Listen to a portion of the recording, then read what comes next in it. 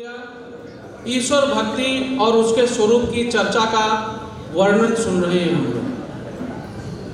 अभी तक तो हमारे अंदर, हमारे शरीर में ऐसी ऊर्जा का स्रोत जागृत हो जाना चाहिए था कि जिससे हमें हमारे शरीर को दिखाई दे, लेकिन हमें लग रहा है कि वो ऊर्जा का स्रोत या तो जागृत नहीं हुआ है या आप लोग प्रदर्शित नहीं कर रहे हैं। प्रदर्शित कैसे करेंगे? आपके तालियों के द्वारा, जो कि तालियां आपकी बहुत कम पड़ रही हैं। आप लोग एक जाने कि जो ताली बजाई जाती है इसका साइंटिफिक और रिलीजियस रीजन है, बहुत बड़ा साइंटिफिक और रिलीजियस रीजन है। आपके शरीर में जितनी भी नसें हैं वो सब आपके हाथों में आके मिलती हैं। जब आप लोग ताली बजाते हैं तो इससे आपके शरीर की जितनी भी वेन्स हैं वो री एनर्जाइज्ड होती हैं। तो आपको इससे बहुत बड़ी ऊर्जा का संचार आपके शरीर में होता है। तालियों को बजाने में कंजूसी कभी नहीं करनी चाहिए, बहुत ही बड़ा एक्यूप्रेशर का काम करती है इसीलिए अब मैं आप सब लोगों से निवेदन करूंगा कि ये हमारा जो प्रोग्राम है 7 बजे तक है, हम लोग अब लगभग समाप्ति की ओर जा रहे हैं, इस प्रोग्राम की समाप्ति की ओर जा रहे हैं। तो अब इस प्रोग्राम को अंतिम पड़ाव लेने के साथ मैं आप सभी लोगों से निवेदन करूंगा कि एक बार उसी ऊर्जा स्रोत का प्रदर्शन करते हुए जोरदार इस वचनों से हम सभी को लाभान्वित करें।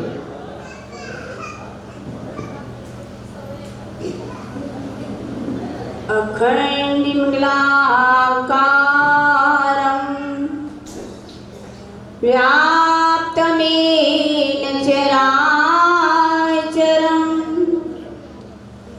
तत्पदं दर्शितं विना तस्मै श्री गुरुवे नमः।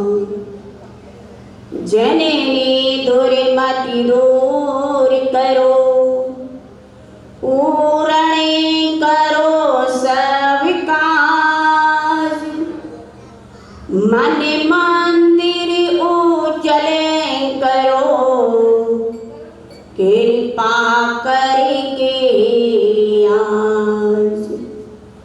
सतगुरु की महिमा अनंत अनंत किया उपकार,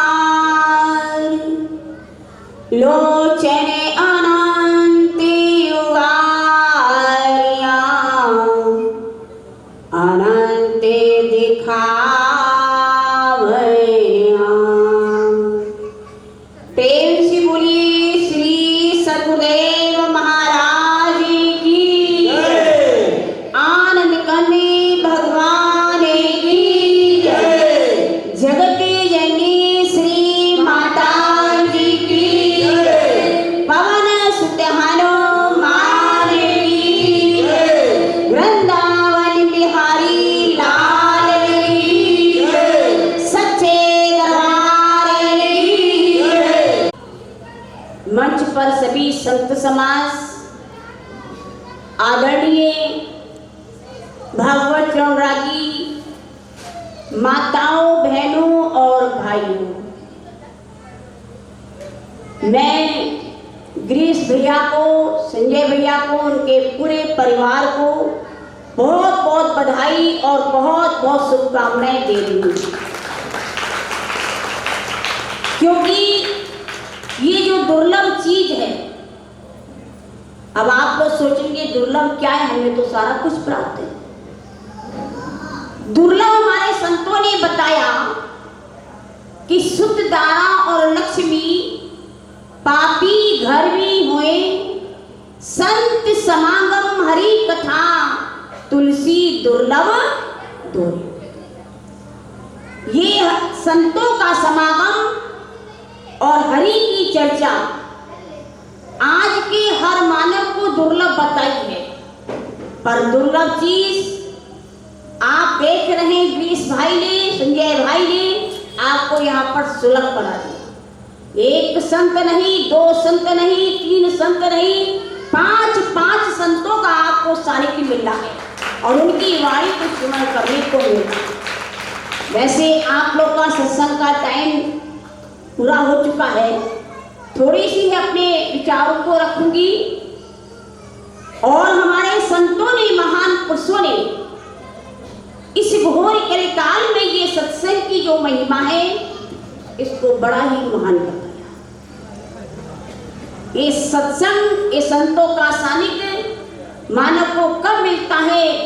जब हमारे ऊपर भगवान की कृपा होती है, प्रभु की दया होती है।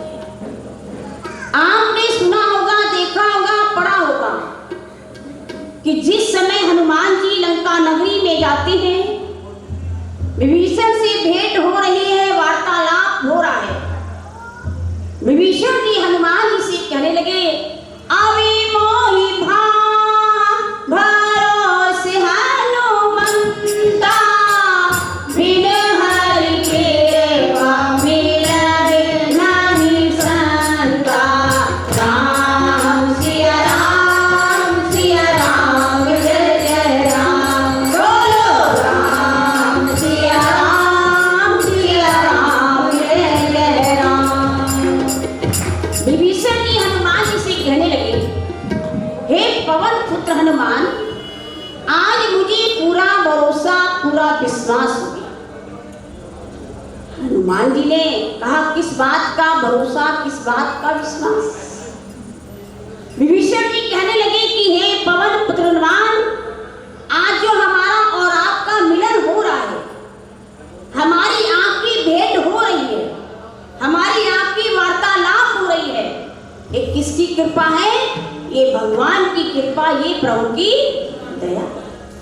आज आप लोगों को भी 5 संतों का सानिध्य मिल रहा है और उनकी वाणी श्रवण करने को मिल रही है, ये भी एक भगवान की कृपा, प्रभु की दया।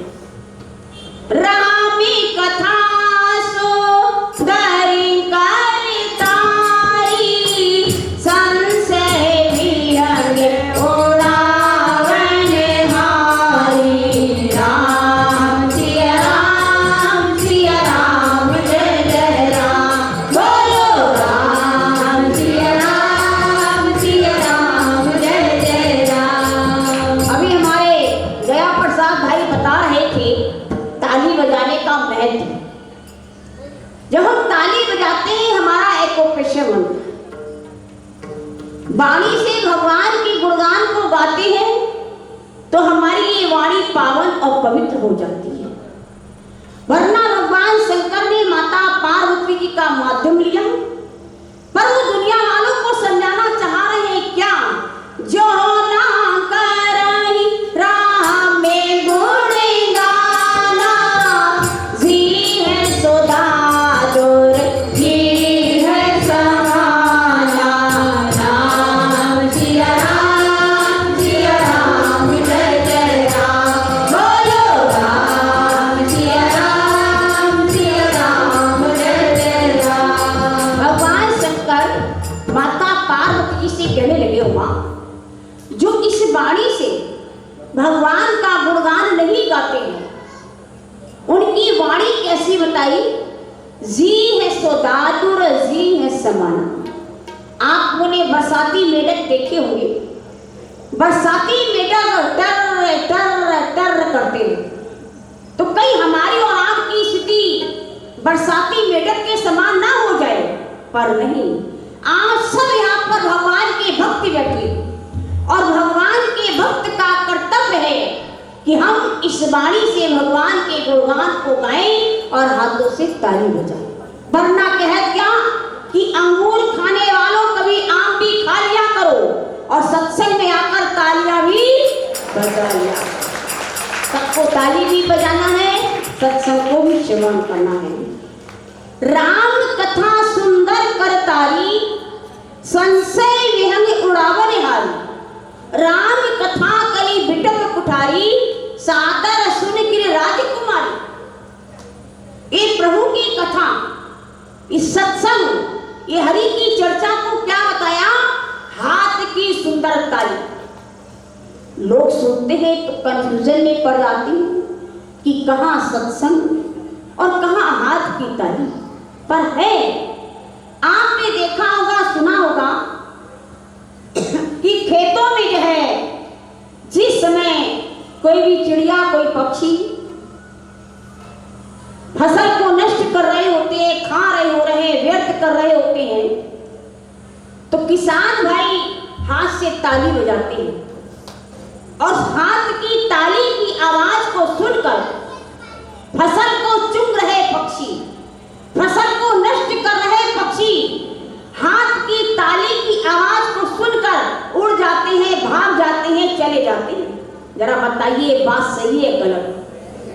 सही है ना? हाथ की ताली की आवाज को सुनकर फसल को चुग रहे पक्षी उड़ गए, भाग गए, चले गए।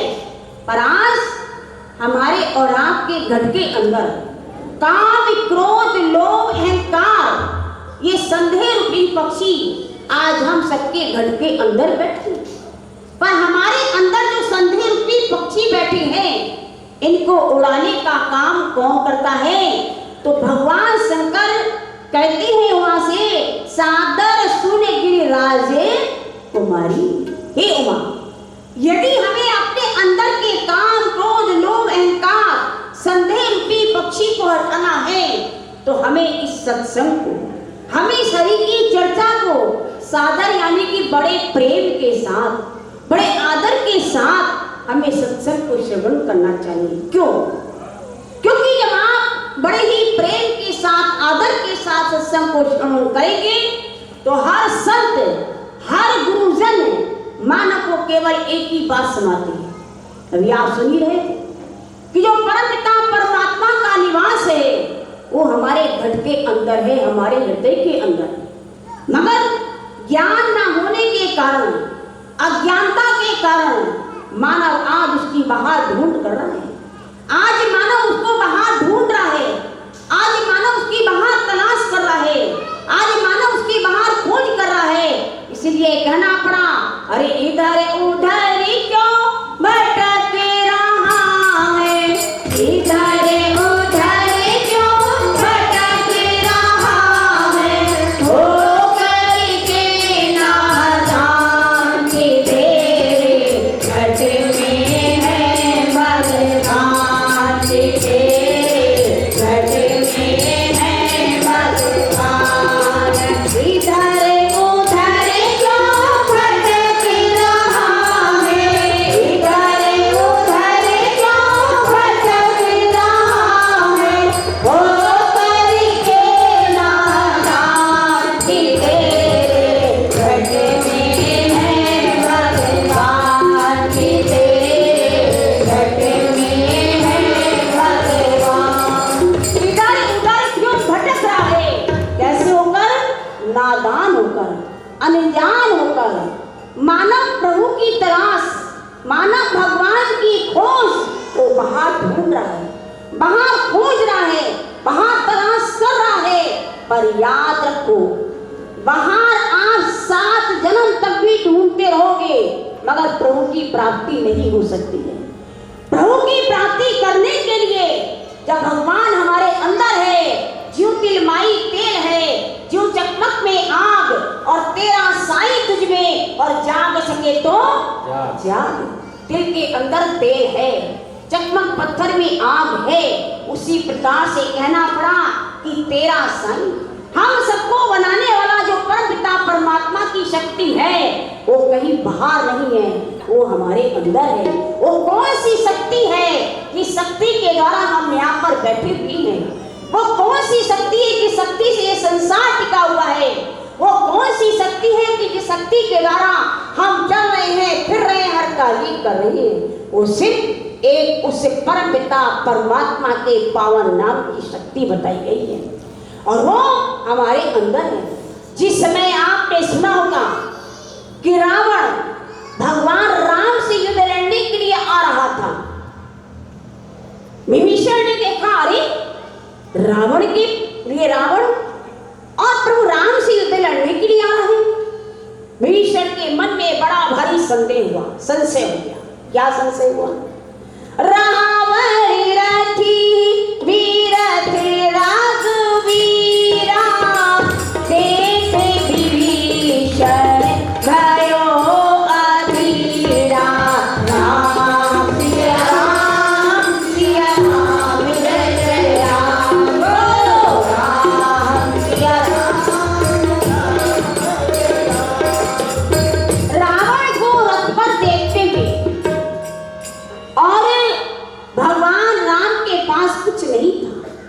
मगर विभीषण के मन में संशय हो गया। क्यों? अधिका प्रीत मन हुआ संदेहा, बंदी चरण कह से इसलिए भगवान के चरणों में प्रेम रखने वाली विभीषण, उनके मन में संशय हुआ कि रावण तो रथ पर सवार होकर आ रहे और उसके पास तो सब कुछ है, पर मेरे पास, मगर प्रभु राम के पास कुछ नहीं। संशय हुआ और इस संशय को लेकर विभीषण प्रभु राम के पास जाती है और राम के पास जाकर कहने लगे, नाथी नरथी नहीं जाने पाते जाना, तेरी विधि तब वीर बलवाना। राम सिया राम जय जय राम, बोलो राम सिया राम जय जय राम। नाथ नरथ नहीं तन पद त्राना। विभीषण जी जिस समय प्रभु राम के पास पहुंचे और कहने लगे, प्रभु रावण आपसे युद्ध लड़ने के लिए आ रहा है, उसके पास रथ भी है, उसके तन पर कवच भी है, पर आपके पास ना रथ है और ना आपके तन पर कवच है। कहीं विधि जितव वीर बलवाना, ऐसे वीर बलवान रावण से आप कैसे जीतेंगे? आपके पास तो कुछ है ही नहीं। जब विभीषण ने प्रभु से इस बात को कहा तो भगवान कहने लगे, विभीषण तुम कान खोल के सुनो, तुमने मेरे से कहा मेरे पास रथ नहीं है, पर मेरे पास ऐसा विजय रूपी रथ है और मैं तुम्हें उस रथ का वर्णन करके बताता हूं। सोहरज धीरज कही रथ चाका, सात शील गण ध्वजा पताका। राम सिया राम जय जय राम, बोलो राम सिया राम जय जय राम। लगता है आप लोग के पेट खाली हो गए, पेट में चूहे लोट-पोट कर रहे हैं कि जल्दी से सत्संग समाप्त हो जाए तो हमको कुछ खाने को मिल जाए।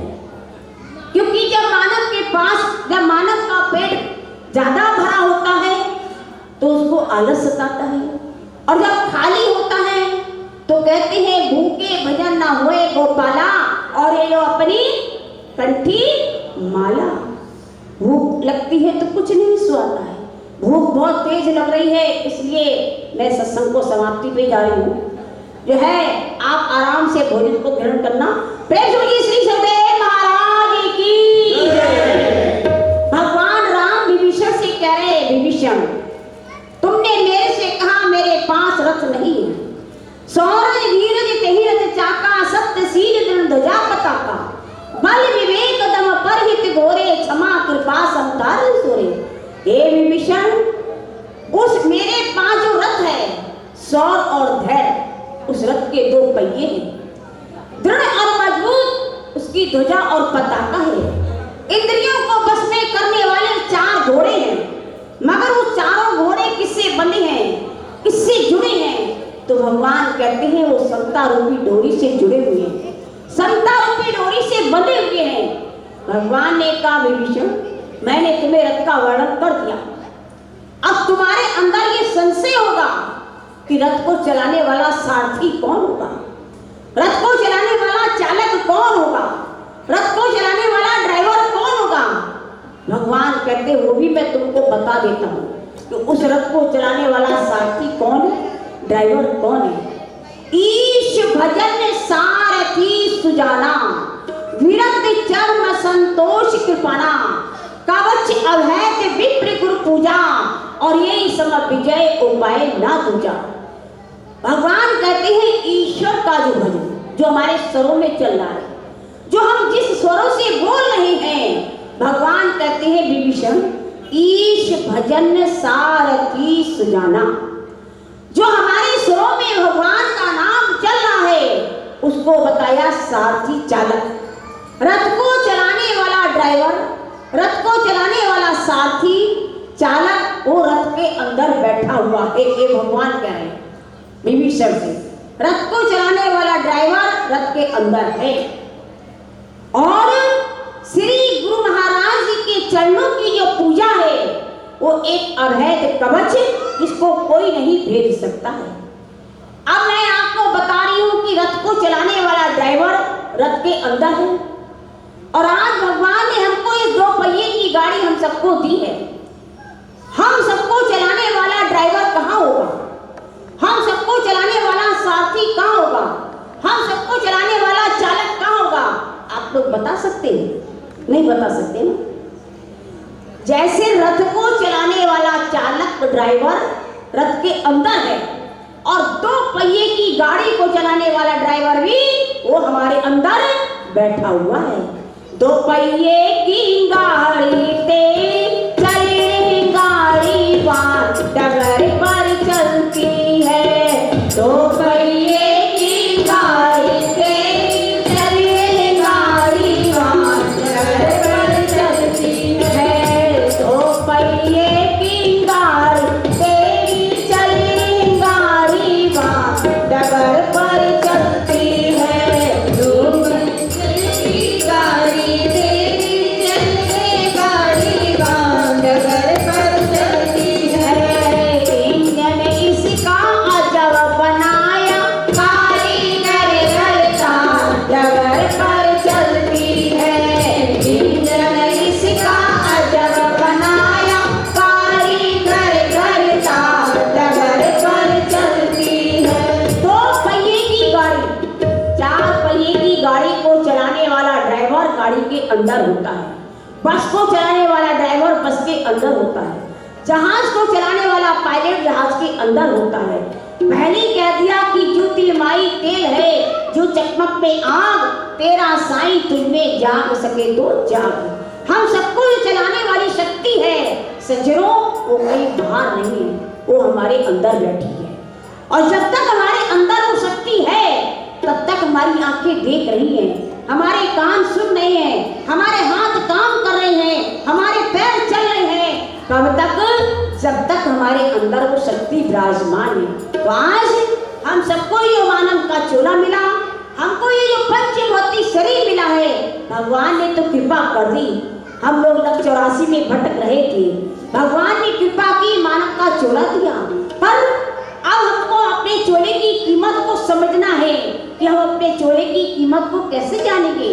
तो हमारे अंदर जो प्रभु बैठा है, हमें उसके बारे में संतों से पूछना है, हमें उसके बारे से गुरुजनों से पूछना है कि जो हमारे अंदर परमपिता परमात्मा की शक्ति छिपी हुई है, झुकते वही है जिसमें जान होती है और अकड़े रहना मुर्दे की पहचान होती है।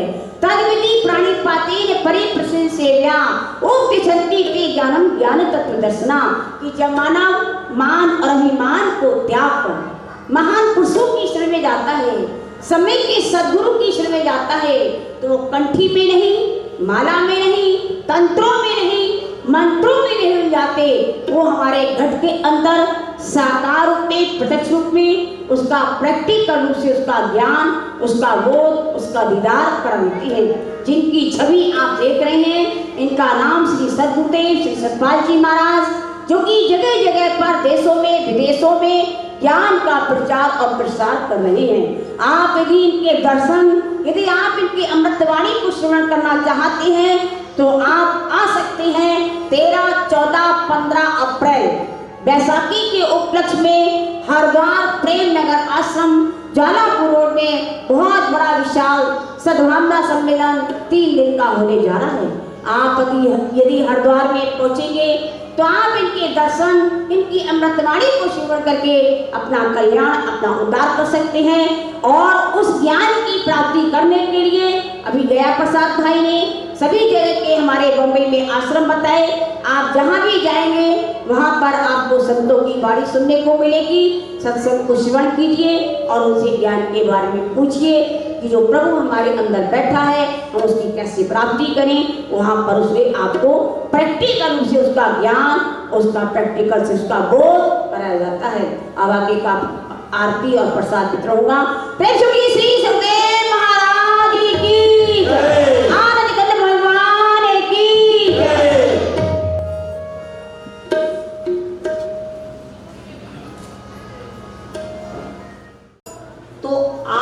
बच्चे ये भारत भूमि के अंदर में खुशहाली जो लोगों को देनी है वो नहीं दे पाएंगे। समाज को खुशहाली, देश को खुशहाली तो छोड़ो, आपके जीवन को भी वो खुशहाल नहीं कर पाएंगे। इसलिए बच्चों को पढ़ाई के साथ साथ संस्कार देना जरूरी है या नहीं है? है ना? तो शिक्षा स्कूल में मिलती है और संस्कार संतों के दरबार में मिलता है। इसलिए संस्कार के लिए भगवान राम को उनके पिता ने चारों बेटों को संस्कार के लिए गुरु वशिष्ठ के पास भेजा। भगवान श्री कृष्ण को गुरु संदीपन के पास भेजा।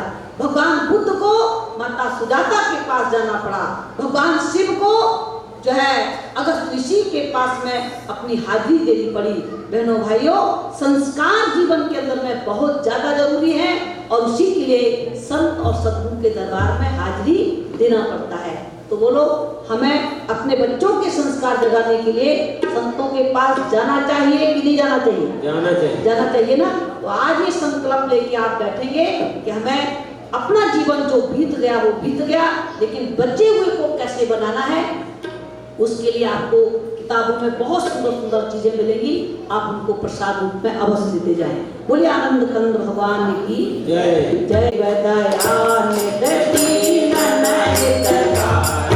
स्वामी भाषण सुखकारी, जय जय मोहन विनाश, जय जय विमल विनाश, भगवान जनहारी, जय देव जय सद्गुरुदेव जान जय दास सदन में दरसाया, स्वामी जग में समझाया, शेष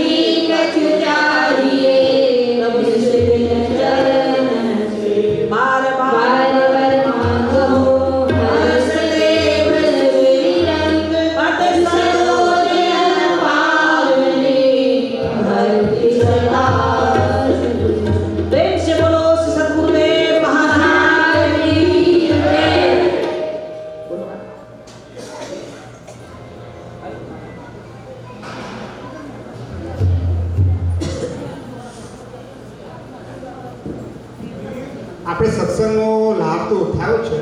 અંબે માતાના હોલમાં આપણે માતાજીનું સાનિધ્ય છે, માતાજીનું આપણે સ્વરૂપ મૂકેલું છે. તો આ આરતી અમારા ગુરુ મહારાજની જગતજનની માતાની થઈ છે અને અંબે માતાને આપણે આરતી પણ લઈશું. અમે લાભ લીધો છે, બધા વારાફરતી અંબે માતાની આરતીનો લાભ લો. હું અહીંથી અંબે માતાની આરતી કહીશ અને તમે બધા વારાફરતી જેને આરતીનો લાભ લેવો હોય લો અને અહીંયા આગળ આવી અને માતાજીની આરતી ગુરુ મહારાજ આરતી મૂકી છે, આરતીનો લાભ લો. બોલો શ્રી અંબે માત કી જય. બેર બેર બહુચરા માત કી જય. આપુરી માત કી જય. જય આદ્યાશક્તિ મા જય આદ્યાશક્તિ. અખંડ બ્રહ્માંડની માયા, અખંડ બ્રહ્માંડની માયા. હરે પંડિત માં ઓમ જય